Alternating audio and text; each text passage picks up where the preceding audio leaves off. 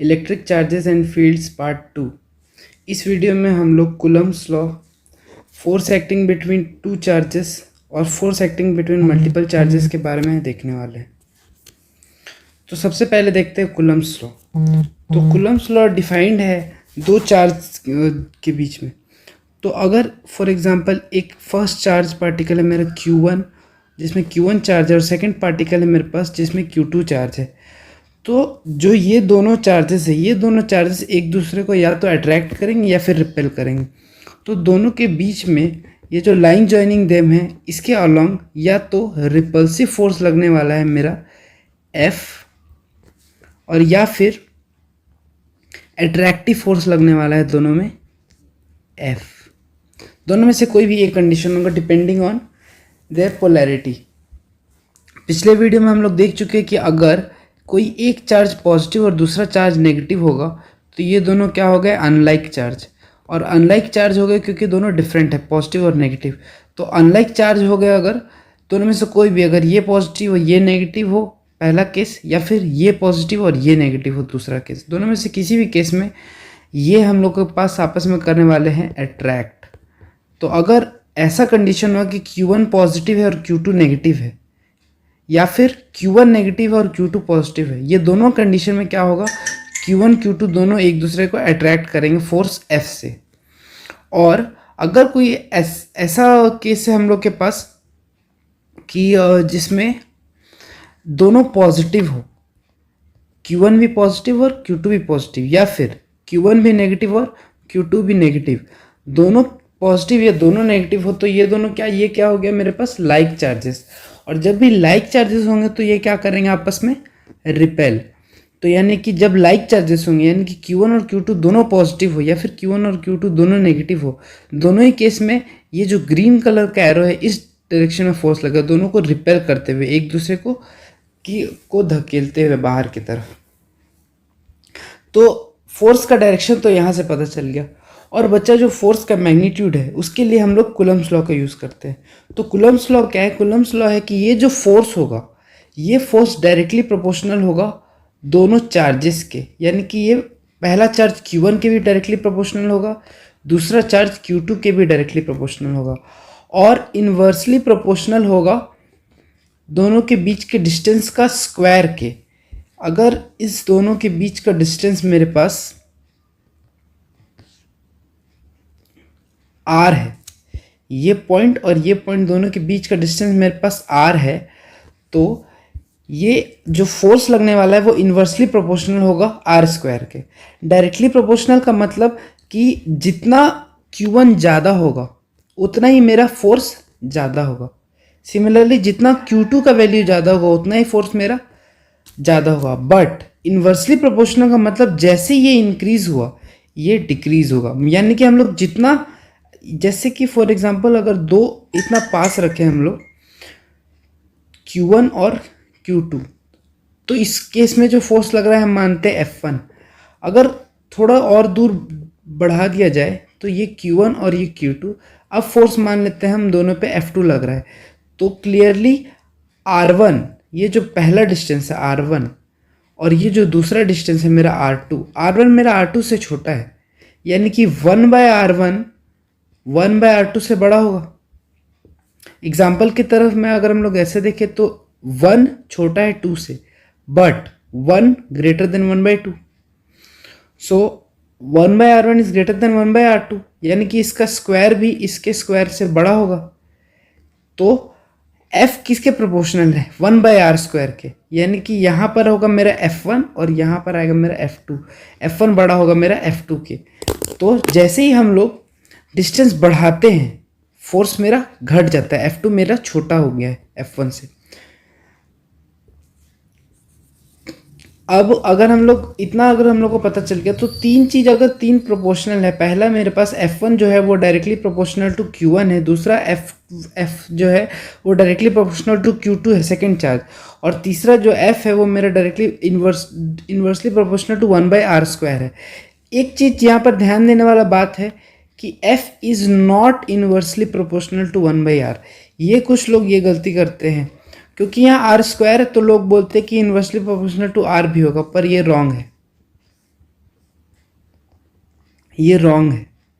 इसका एग्जाम्पल के थ्रू अगर हम समझाएं तो डायरेक्टली प्रोपोर्शनल का मतलब क्या होता है। फॉर एग्जाम्पल कि f अगर गिवन है डायरेक्टली प्रोपोर्शनल टू q1, तो फॉर एग्जाम्पल अगर हम एग्जाम्पल लेते हैं ये q1 और ये f है, तो q1 का वैल्यू अगर हम ले लेते हैं 2 कूलम और इसके लिए हम मान लेते हैं कि फोर्स आ रहा होगा मेरा, फॉर एग्जाम्पल मान लेते हैं फोर्स आ रहा होगा मेरे पास 20 न्यूटन। तो अगर हम इसको, इस चार्ज को अगर हम डबल करते हैं, अगर हम डबल करते तो ये 4 कूलम हो गया। और क्योंकि F is directly proportional to Q1 है, तो Q1 अगर डबल हुआ है तो मेरा F भी डबल होगा, क्योंकि ये डायरेक्टली प्रोपोर्शनल है। तो ये 20 से ये क्या हो गया मेरे पास 40 न्यूटन, 20 से ये 40 न्यूटन हो गया। सिमिलरली अगर हम इसको 3 टाइम्स कर दें तो यहाँ पर आ जाता है 6 कूलम, तो ये भी क्या हो जाएगा मेरा 3 टाइम्स हो जाएगा, तो ये क्या आ जाएगा मेरे पास 60 न्यूटन। तो डायरेक्टली प्रोपोर्शनल का मतलब ये होता है। सिमिलरली अगर हम लोग इन्वर्सली प्रोपोर्शनल लेते हैं तो F is inversely proportional to 1/r का मतलब क्या है, और F is inversely proportional to 1/r square का मतलब क्या है। तो सबसे पहले F is inversely proportional to 1/r का मतलब क्या है। 1/r का मतलब है कि अगर R फॉर एग्जाम्पल है मेरे पास 8, अगर 8 मीटर R के लिए मेरे पास फोर्स का वैल्यू है 100 न्यूटन।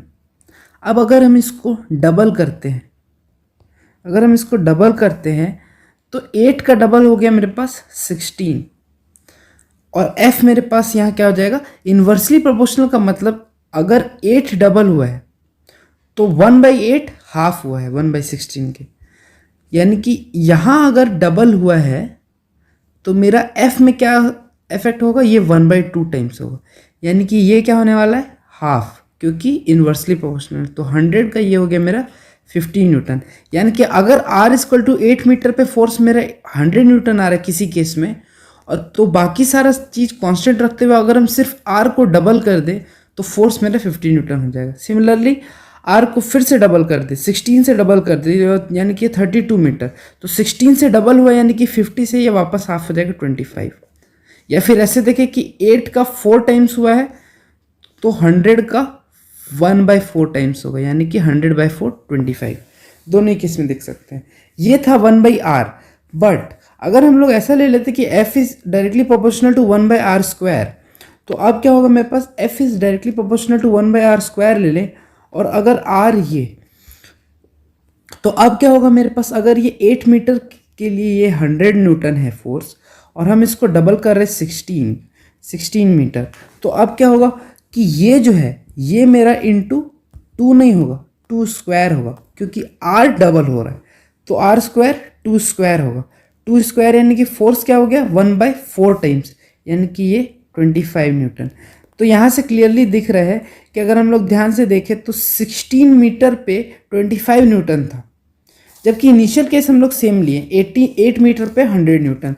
तो 16 मीटर करते ही इसमें फोर्स 25 न्यूटन हो गया, जबकि इस केस में 16 मीटर पे फोर्स 50 न्यूटन था। ये डिफरेंस है F is directly proportional to R square और F is directly proportional to R। इसलिए यहाँ पर F directly proportional to R नहीं होता है, यहाँ पर क्या होता है F is directly proportional to 1/r square. तो 3 इंपॉर्टेंट रिलेशन क्या मिल गया हम लोग को, जो फोर्स है वो directly proportional to first charge होगा, force directly proportional to second charge होगा, और force directly proportional to 1/r square, या फिर force inversely proportional to distance square of distance between them. अब इन तीनों को अगर हम लोग कन्वर्ज करें एक साथ तो क्या होगा, F is directly proportional to Q1 Q2/r square. इसको अगर हम लोग क्लियरली यहाँ पर लिख ले तो हो जाता है मेरे पास F is directly proportional to Q1 Q2/r square.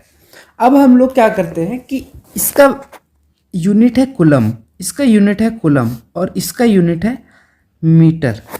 तो इन यूनिट्स को ऐसे एडजस्ट किया जाता है कि ये 1 न्यूटन के बराबर आए। मतलब जो मेरा प्रोपोर्शनैलिटी को हम लोग हटाएं तो ये जो यूनिट्स है coulomb square by metre square, यहाँ प्रोपोर्शनैलिटी कांस्टेंट ऐसा होना चाहिए कि इन यूनिट्स को कैंसिल करके न्यूटन बचना चाहिए, क्योंकि लेफ्ट साइड मेरे पास फोर्स है। तो जब हम लोग जब भी प्रोपोर्शनैलिटी साइन हटाते हैं तो एक कांस्टेंट आता है, वो कांस्टेंट है मेरे पास यहाँ पर के Q1 Q2 by R square. Q1 Q2 by R square directly आ गया, और इसके साथ जैसी प्रोपोर्शनैलिटी को हम लोग इक्वल टू में कन्वर्ट करते हैं तो एक कांस्टेंट आता है। अब ये जो कांस्टेंट के है, ये कांस्टेंट होता क्या है, ये कांस्टेंट का वैल्यू होता है मेरे पास 1/4 पाई एप्सिलॉन नॉट, और यहाँ पर 1/4 पाई एप्सिलॉन। अब एप्सिलॉन मतलब क्या है, एप्सिलॉन का मतलब होता है मेरे पास, एप्सिलॉन का मतलब होता है मेरे पास परमिटिविटी ऑफ स्पेस।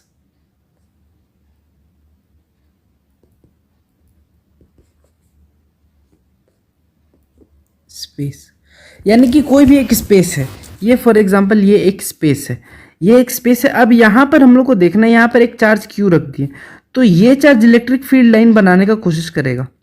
तो ये जो स्पेस है, ये स्पेस कितना परमिट करता है इलेक्ट्रिक फील्ड लाइंस को बनाने के लिए, कितना सपोर्ट करता है या फिर कितना अपोज करता है, ये पूरा डिसाइड होता है मेरा परमिटिविटी से, ये कितना परमिट कर रहा है। तो ये पूरा मेरा डिसाइड होता है परमिटिविटी ऑफ स्पेस से। तो एप्सिलॉन, और अगर मेरा स्पेस वैक्यूम है, क्योंकि मेरा स्पेस कोई भी मीडियम हो सकता है, तो अगर मेरा स्पेस वैक्यूम है तो उस केस में मेरे पास एप्सिलॉन नॉट होता है। एप्सिलॉन असल में होता है epsilon is equal to epsilon naught into epsilon r. Epsilon naught क्या होता है मेरे पास, permittivity in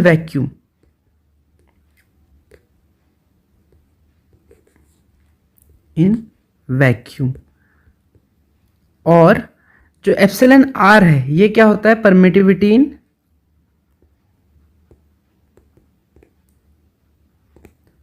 in any medium, जिस भी मीडियम में हम लोग रखें।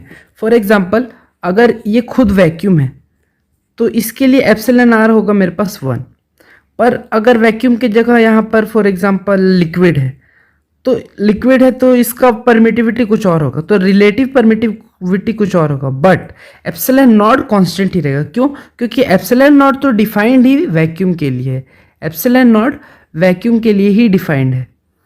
और एप्सिलॉन नॉट का वैल्यू क्या होता है मेरे पास, एप्सिलॉन नॉट का वैल्यू होता है मेरे पास 8.845 इंटू 10⁻⁻12। अभी तक हम लोग यूनिट्स नहीं लिखे, यूनिट्स हम लोग डिराइव करते हैं। यूनिट्स कैसे डिराइव करेंगे, के का वैल्यू क्या होना चाहिए, F is equal to K Q1 Q2 by R square. तो के का वैल्यू ऐसा होना चाहिए, के का यूनिट्स, कि ये सारे कैंसिल होके सिर्फ न्यूटन बचना चाहिए। यानी कि अगर हम लोग लेफ्ट साइड देखें तो इसका यूनिट है मेरे पास न्यूटन, और यहाँ पर के का यूनिट नहीं पता, इंटू कुलम का यूनिट हो जाता है कुलम स्क्वायर, और बाई आ गया मेरे पास यहाँ मीटर स्क्वायर। यानी कि के का यूनिट आ जाता है मेरे पास, के का यूनिट आ जाता है newton metre square by coulomb square.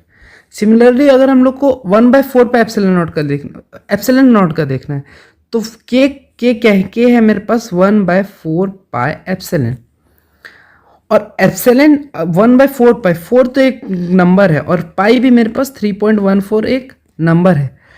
तो ये जो यूनिट है, यूनिट डिसाइडेड है सिर्फ एप्सिलॉन का, यानी कि 1/एप्सिलॉन का यूनिट क्या हो गया मेरे पास ये, क्योंकि के में 1/4 पाई तो कांस्टेंट, इसका कोई यूनिट नहीं होगा, तो बचा एप्सिलॉन का यूनिट होना है। तो के की जगह हम लोग 1/एप्सिलॉन रिप्लेस कर दिए, तो इसका यूनिट हो गया newton metre square by coulomb square.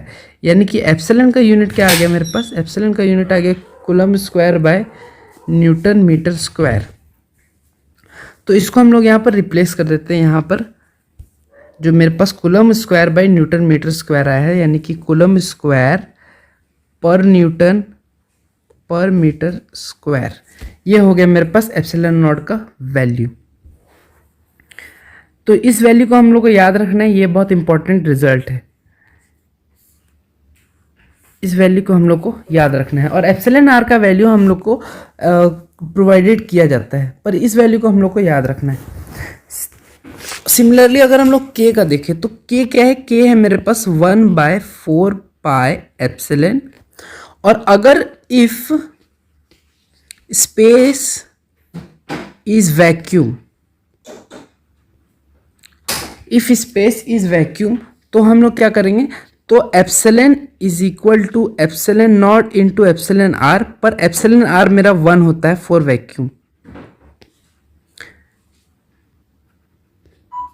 तो यानी कि हम लोग क्या करेंगे, epsilon is equal to epsilon naught into 1 is equal to epsilon naught. तो हम लोग ये रिप्लेस करने वाले, तो फॉर वैक्यूम क्या हो जाएगा, K is equal to 1/4 pi epsilon naught. और 1/4 पाई एप्सिलॉन नॉट करने के वैल्यू पुट करने के बाद में क्या आता है मेरे पास, इसका जो वैल्यू होगा वो होगा 1/4 इंटू 3.14 इंटू एप्सिलॉन नॉट का वैल्यू है 8.845 इंटू 10⁻⁻12। और जब हम लोग इसको कैलकुलेट करते हैं तो फाइनल वैल्यू मेरे पास आता है 9 इंटू 10⁻9 के का वैल्यू। और के का यूनिट क्या था मेरे पास, के का यूनिट था मेरे पास न्यूटन मीटर स्क्वायर पर कूलम स्क्वायर। तो न्यूटन मीटर स्क्वायर पर कूलम स्क्वायर हम लोग यहाँ पे लिखने वाले न्यूटन मीटर स्क्वायर पर कूलम स्क्वायर। तो ये हो गया मेरे पास के का वैल्यू विथ यूनिट्स। तो फाइनल रिजल्ट कूलम्स लॉ के बाद मेरे पास क्या आता है, F इज इक्वल टू आता है के Q1 Q2 by R square Newton.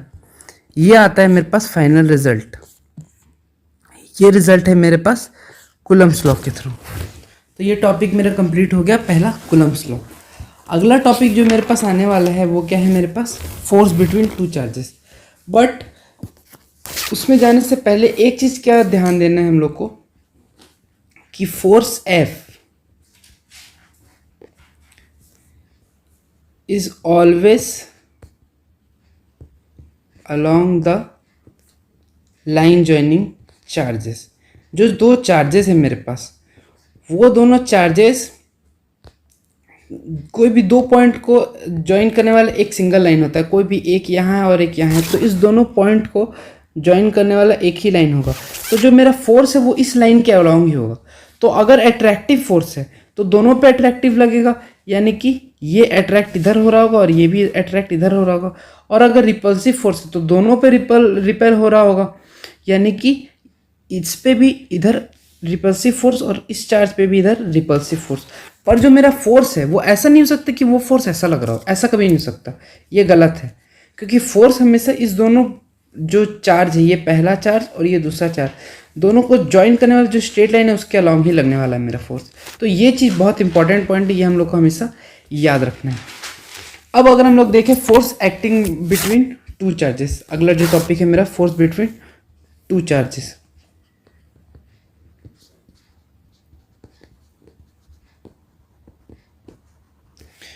तो जैसे कि हम लोग यहाँ पर देखते हैं, सबसे पहले क्या होगा मेरे पास, ये पहला चार्ज आ गया Q1 और सेकंड चार्ज आ गया मेरे पास Q2। तो फोर्स क्या होगा मेरे पास, फोर्स कैसा लगेगा, फॉर एग्जांपल इस केस में हम लोग रिपल्सिव मान के चलते हैं कि रिपल्सिव फोर्स आने वाला है। तो फोर्स मेरे पास जो आने वाला है वो कुछ ऐसा है, ये F और इस पे इधर ये भी F। तो ये फोर्स लगने वाला है इन दोनों के बीच में।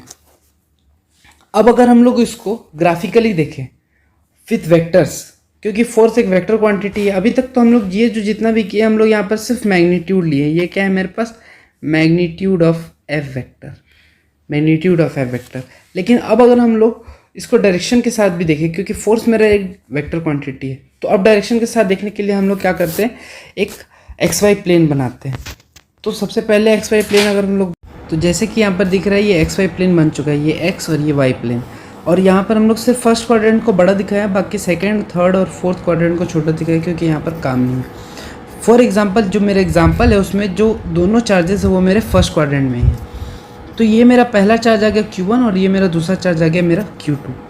तो Q1 का अगर ये Q1 यहाँ पर है तो इसका ओरिजिन से जो मेरे पास एक वेक्टर होगा जो इस पॉइंट को ओरिजिन से ज्वाइन करेगा, इस वेक्टर को हम लोग क्या कहते हैं, इस वेक्टर को कहते हैं हम लोग पोजीशन वेक्टर। तो ये जो फर्स्ट वेक्टर आ गया मेरे पास, ये ऐसा आ गया, जिसका हेड है मेरे पास इस पॉइंट पे और टेल है मेरा ओरिजिन के पास। तो ये Q1 को जो कनेक्ट कर रहा है मेरा ओरिजिन से, ये पहला वेक्टर हो गया मेरा R1 वेक्टर। और सेकंड जो वेक्टर मेरे पास यहाँ पर दिख रहा है वो है ओरिजिन से लेके Q2 तक। तो ओरिजिन से लेके जो Q2 तक सेकंड वेक्टर दिख रहा है मेरे पास, वो कुछ ऐसा है। तो ये आ गया मेरा सेकंड पोजीशन वेक्टर R2। अगर हम लोग पॉइंट को नेमिंग कर दें हम लोग, तो पॉइंट अगर ये फॉर एग्जांपल पॉइंट है मेरे पास पॉइंट A, तो इस पॉइंट को हम लोग A मान लें और इस पॉइंट को हम लोग B मान लें फॉर एग्जांपल। तो पोजीशन वेक्टर ऑफ A क्या हो गया मेरे पास,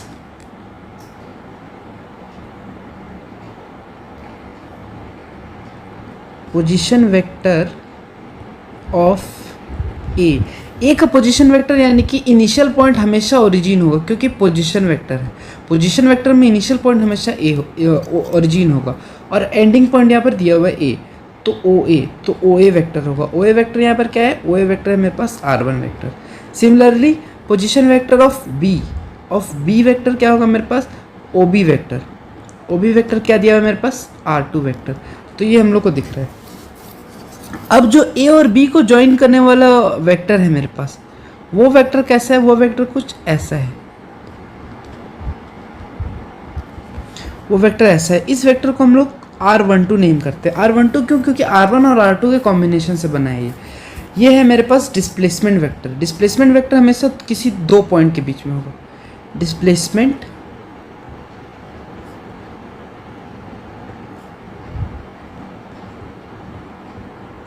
ए और बी के बीच में डिस्प्लेसमेंट वेक्टर क्या होगा मेरे पास, ए बी वेक्टर यहाँ पर क्या दिख रहा है, ये यहाँ पर हम लोग दिख रहा है R12 वेक्टर। तो इस केस में हम लोग R12 वेक्टर को फॉर एग्जांपल ऐसा ले लेते हैं। अगर R12 वेक्टर को हम लोग ऐसा लेते हैं तो मेरे पास क्या होगा, directed from 1 to 2। R12 vector directed from 1 to 2। अगर हम लोग एनसीईआरटी के नोटेशन के अकॉर्डिंग जाएं तो R12 का मतलब होता है डायरेक्टेड फ्रॉम 2 to 1 और R21 का मतलब होता है डायरेक्टेड फ्रॉम 1 to 2। तो R12 अगर है एनसीईआरटी के नोटेशन के अकॉर्डिंग, फाइनल पॉइंट जो है मेरे पास R12 का, वो होने वाला है मेरे पास फाइनल पॉइंट 1। तो ये आ गया मेरे पास ऐसा। तो R12 एनसीईआरटी नोटेशन के अकॉर्डिंग ऐसा बनने वाला है मेरे पास। तो यानी कि R12, अब R12 का वैल्यू क्या होगा वो हम लोग देखने के लिए एक बार फिर से ट्रायंगल लॉ लगाने वाले हैं। तो यहाँ पर असल में क्या है मेरे पास, ये ऐसा है R1, ऐसा आ गया मेरे पास R12 और ये आ गया मेरे पास R2। तो यहाँ पर क्लियरली दिख रहा है हेड टू टेल जॉइंट कौन सा है। अगर एडिशन हम लोग ट्रायंगल लॉ क्या है, अगर 11th हम लोग रिवाइज करें तो 11th में होता है ये ए वेक्टर है अगर, और ये बी वेक्टर है अगर, तो हेड टू टेल अरेंजमेंट है। पहला टेल एंड हुआ हेड पे, इस हेड पे अगले वेक्टर का टेल और वो एंड हुआ इस दूसरे हेड पे। तो इस टेल को इस हेड से अगर हम लोग जोड़ें तो ये वेक्टर क्या होगा मेरा, ए वेक्टर प्लस बी वेक्टर। तो यहाँ पर अगर हम लोग ध्यान दें तो यहाँ पर हेड टू टेल क्या है, ये टेल, इसका हेड R2 से इसका टेल और इसका हेड हो गया ये, और इस टेल से इस हेड को जोड़ने वाला वेक्टर R1। यानी कि R1 क्या होगा, R1 इज इक्वल टू हो गया मेरे पास R2 vector plus R12 vector, ये ट्रायंगल लॉ लगा के। तो यानी कि R12 क्या आ गया मेरे पास, R12 आ गया R1 माइनस R2। तो R12 जो मेरे पास वेक्टर आने वाला है वो हो गया मेरे पास R1 vector minus R2 vector. और इसका मतलब क्या है मेरे पास, R1 minus R2 directed from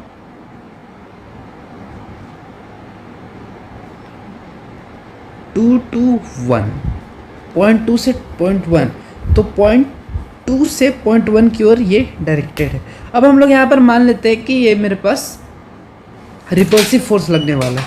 तो फोर्स का डायरेक्शन कुछ ऐसा होता है, मान लेते हैं ये फोर्स हो गया मेरा F और ये फोर्स हो गया मेरा दूसरा F। यहाँ पर हम लोग पहले ही पढ़ चुके हैं क्योंकि ये जो फोर्स होगा वो इसी लाइन के अलॉन्ग होगा। तो ये दोनों पॉइंट को जोड़ने वाला लाइन कौन सा है, R12 वेक्टर जो है मेरे पास, ये दोनों पॉइंट को जोड़ने वाला लाइन है और इसी के अलॉन्ग मेरे पास फोर्स होने वाला है। तो फोर्स का मैग्नीट्यूड अगर हम लोग देखें तो फोर्स का मैग्नीट्यूड क्या होगा, फोर्स का मैग्नीट्यूड होगा मेरे पास के, यानी कि 1/4πε0 Q1 Q2 by R square.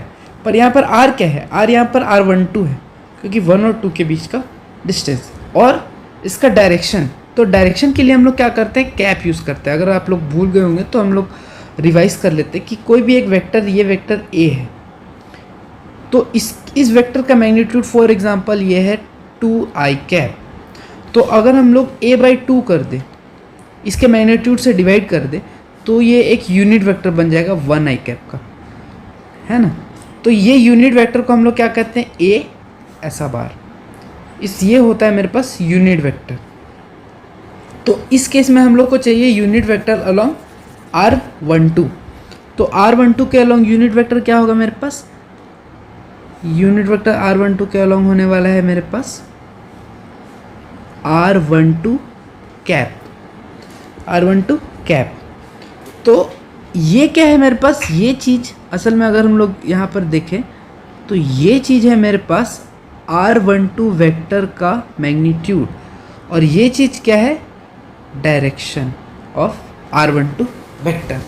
तो R12 वेक्टर का डायरेक्शन असल में होता है क्या, अभी हम लोग जस्ट देखें, R12 वेक्टर का डायरेक्शन होता है मेरे पास R12 cap is equal to R12 vector का magnitude, R12 vector by R12 vector का मैग्नीट्यूड, क्योंकि इसको हम लोग को यूनिट वेक्टर बनाना है। तो ये चीज़ अगर हम लोग यहाँ पर रिप्लेस कर दें इस इक्वेशन में, तो मेरे पास फोर्स क्या बन जाएगा, मेरे पास फोर्स बन जाएगा F is equal to K Q1 Q2 bye के Q1 Q2 तो रिप्लेस हो चुका है, या R12 को हम लोग इस फॉर्म में लिख देते हैं, तो ये आ जाएगा मेरे पास mod of R12 vector into, अगला क्या है R12 कैप। तो R12 कैप हम लोग क्या लिखने वाले हैं यहाँ पर, R12 वेक्टर बाय R12 का मैग्नीट्यूड।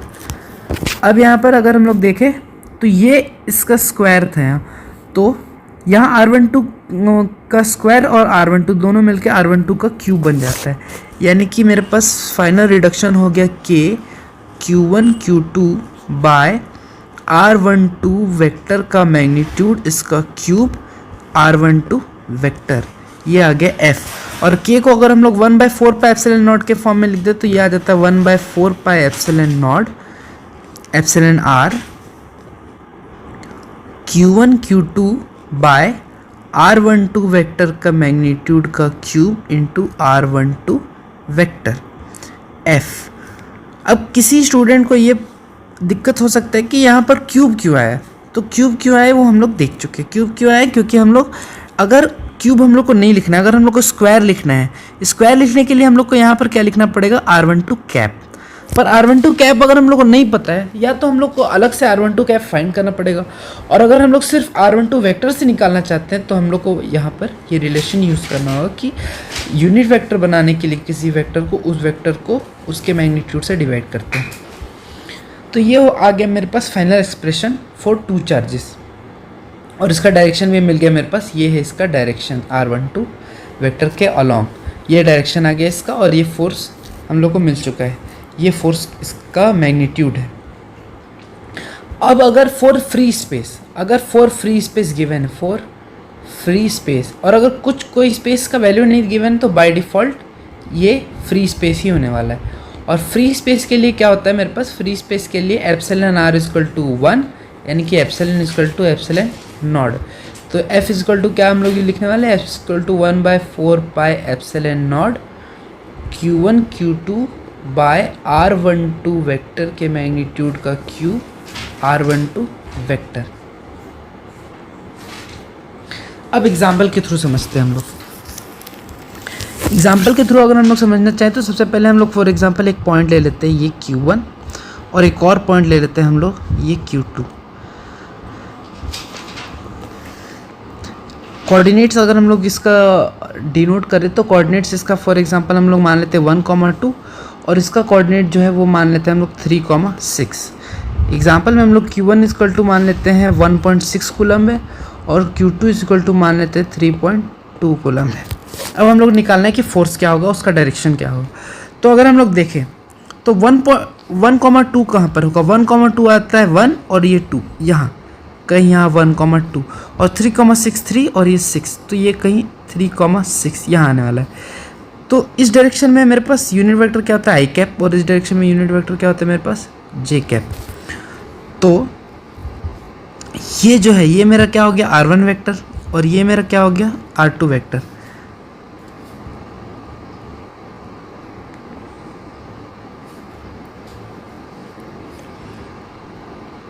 R2 वेक्टर, और ये ज्वाइन करने वाला पॉइंट R12 वेक्टर होगा। तो R1 वेक्टर यहाँ से क्या दिख रहा है हम लोग को, R1 वेक्टर दिख रहा है हम लोग को आई कैप, यहाँ 1,2 है तो इसलिए i cap plus 2j cap. Similarly R2 vector क्या दिख रहा है, यहाँ 3,6 है, 3,6, तो यहाँ क्या लिखें हम लोग 3 i cap plus 6j cap. जो भी x कोऑर्डिनेट है उसके साथ आई कैप आएगा, y कोऑर्डिनेट के साथ j कैप आएगा। अगर यहाँ z कोऑर्डिनेट रहता तो उसके साथ k कैप आता।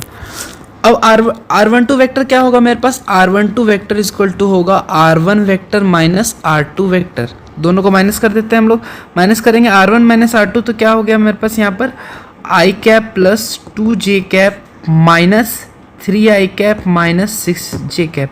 आई कैप को एक साथ लिख दे तो 1 माइनस 3 यानी कि minus 2 i cap, 2 minus 6 is minus 4j cap. ये आ गया R12 वेक्टर जो हम लोग को चाहिए था। R12 वेक्टर मिलने के बाद दो मेथड है। पहला मेथड अगर हम लोग स्क्वायर की तरह जाते हैं, मेथड 1, तो हम लोग क्या करेंगे, हम लोग R12 कैप भी फाइंड करेंगे। R12 कैप क्या होगा, R12 वेक्टर बाय R12 का मैग्नीट्यूड। तो R12 वेक्टर क्या आ गया मेरे पास, minus 2 i cap minus 4j cap by root under. Magnitude के लिए क्या होता है, किसी भी मैग्नीट्यूड के लिए अगर ये a है और ये b है, a I cap plus b j cap, तो a square plus b square का रूट, यानी कि यहाँ पर a क्या है मेरे पास -2 का स्क्वायर प्लस -4 का स्क्वायर। तो ये क्या आ जाएगा मेरे पास -2 i cap minus 4j cap by root under 4 plus 16 यानी कि रूट अंडर 20 यानी कि 2√5। तो इसको हम लोग रिप्लेस कर देते हैं यहाँ पर, तो ये आ गया मेरे पास 2√5। अब अगर अलग अलग कर ले तो minus I by minus 2i by 2√5 होगा, 2 और 2 कैंसिल हो जाएगा, तो माइनस आई बाई √5 आ गया। Similarly minus 2j cap by √5। ये सिंपल कैलकुलेशन अगर हम लोग अलग अलग कर दिए दोनों फ्रैक्शंस को तो ये मेरा R12 कैप का वैल्यू आ गया। अब हम लोग को क्या करना है, इसको पुट करना है। तो पुट कैसे करेंगे, पहले हम लोग मैग्नीट्यूड निकाल लेते हैं। डायरेक्शन पता चल चुका है हम लोग को, डायरेक्शन मेरे पास ये होने वाला है। अब हम लोग मैग्नीट्यूड निकालते हैं। मैग्नीट्यूड क्या होता है, F is equal to K Q1 Q2 by R square. तो K क्या है, K है मेरे पास 9 इंटू 10⁹ इंटू Q1 कितना है, Q1 का वैल्यू है मेरे पास 1.6 इंटू Q2 कितना है, Q2 का वैल्यू है मेरे पास 3.2 और R स्क्वायर कितना है, R मेरे पास कितना आने वाला है, R मेरे पास आया है, मेरे पास R का मैग्नीट्यूड आया है मेरे पास 2√5। ये था R का मैग्नीट्यूड। अगर हम लोग यहाँ पर देखें तो R12 का मैग्नीट्यूड कितना आ जाता है, √20 और √20 यानी कि 2√5 जो कि हम लोग यहाँ निकाले थे। तो इसका स्क्वायर करेंगे तो √20 का स्क्वायर मेरे पास 20 आने वाला है। अब अगर हम लोग इसको कैलकुलेट करें इस वैल्यू को, तो इस वैल्यू को कैलकुलेट करने के बाद अगर आप लोग कैलकुलेटर में करें या फिर आप लोग खुद से कैलकुलेशंस करें तो फाइनल जो रिज़ल्ट आने वाला है आपके पास, वो रिज़ल्ट होगा आपके पास